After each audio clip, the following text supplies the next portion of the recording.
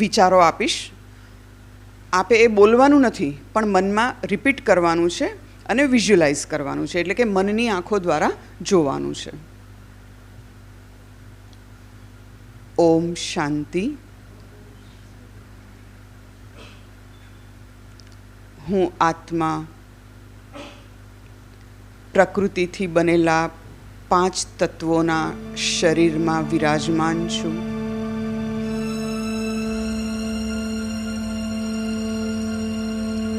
હે મા પ્રકૃતિ, હું આપનો જેટલો ધન્યવાદ કરું એટલો ઓછો છે. યુગો યુગોથી આપ મનુષ્ય, પશુ, પંખી, જળચર સૌનું પાલન કરો છો.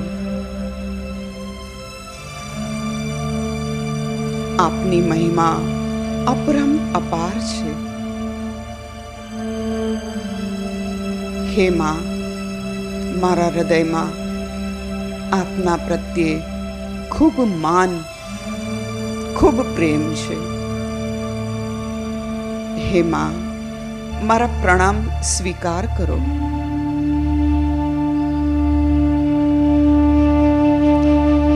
આપે અમારી પર કરેલા ઉપકારો લખવા બેસીએ તો ગ્રંથોના ગ્રંથો ભરાઈ જાય. એવી મહાન છો આપ. મનુષ્ય જાતિ માટે તો આપ ઈશ્વરનું બીજું સ્વરૂપ છો.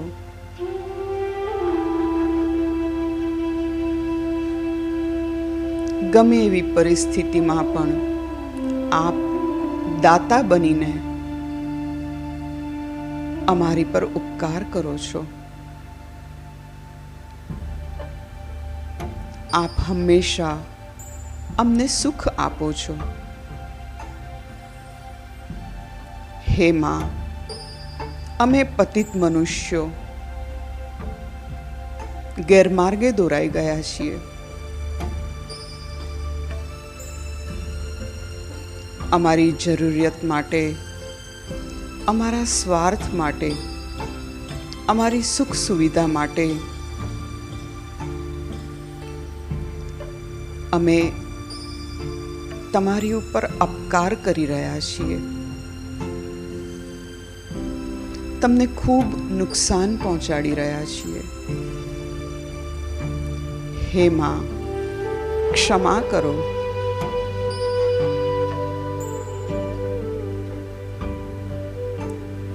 આપ તો કરુણાની મૂર્તિ છો.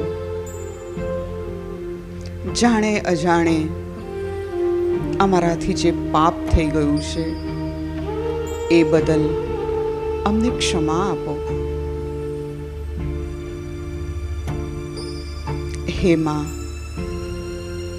આજથી હું એ દ્રઢ સંકલ્પ કરું છું કે મારી ખેતીમાં ધીમે ધીમે પરિવર્તન લાવીશ.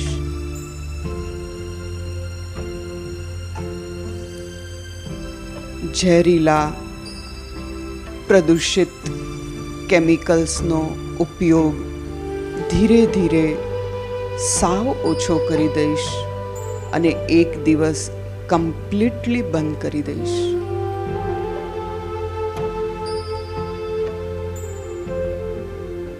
હે માં, હું મારી જીવનશૈલીમાં પરિવર્તન લાવીશ અને બને એટલું આપને ઓછું નુકસાન થાય, ઓછી પીડા થાય એવું વર્તન કરીશ. માં, આપની કૃપા દ્રષ્ટિ સદાય અમારી પર બનાવી રાખજો.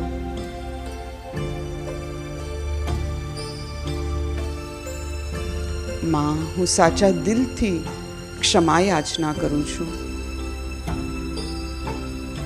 મને માફ કરો.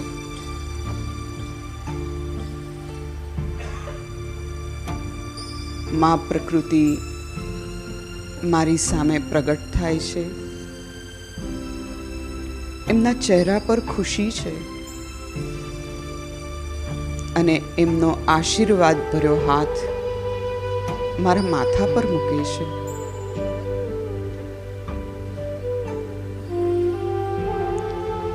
હે માં, હું ધન્ય ધન્ય થઈ ગઈ. મારા પ્રેમ અને સન્માનનો સ્વીકાર કરજો અને સદાય મારી સાથે રહેજો.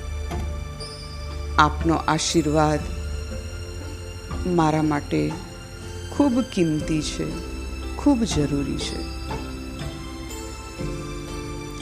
માં પ્રકૃતિ મને આશીર્વાદ આપીને અંતર ધ્યાન થઈ ગયા.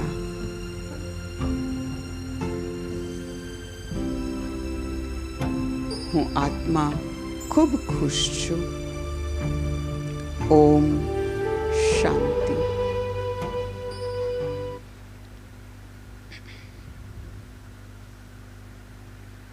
તો આ રીતે